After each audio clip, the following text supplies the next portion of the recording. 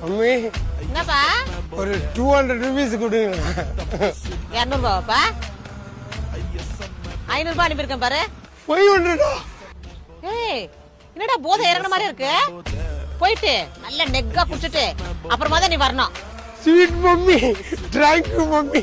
Enjoy பண்ற வாழ்க்கைய போடா. ஹலோ அக்கா. என்னடி சொல்லு. அக்கா என்னக்கா நீ உன் பையனுக்கு நீயே குடிக்கிறதுக்கு காசு கொடுத்துங்கிறியா? போயிட்டு போதுரி சின்ன பையன் குடிச்சு என்ஜாய் பண்ணிட்டு போறான் விடு.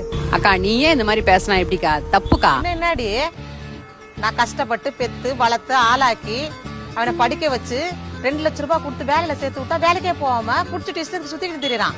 அப்ப எனக்கு எப்படி இருக்கும் நீயே சொல்லு. அதான் என்ன பண்ண ஏன் பாலிசிக்கு போய் அவன் பேர்ல ஒரு பாலிசியை போட்டு வச்சிருக்கேன். என்ன பாலிசி அது? இன்சூரன்ஸ் பாலிசி செத்து பணம் தருவாங்கல்ல அது போட்டு வச்சிருக்கேன். ஐயோ அக்கா பயங்கரமான ஆளுக்கா நீ. ஆமா 8 வருஷம் ஆகி போச்சு, இன்னும் 2 வருஷம் தான். நீ செத்து போச்சுன்னு வச்சுக்க அந்த காசை வாங்கி என் பொண்ணு கல்யாணத்தை ஜாம் பண்ணிடுவேன்.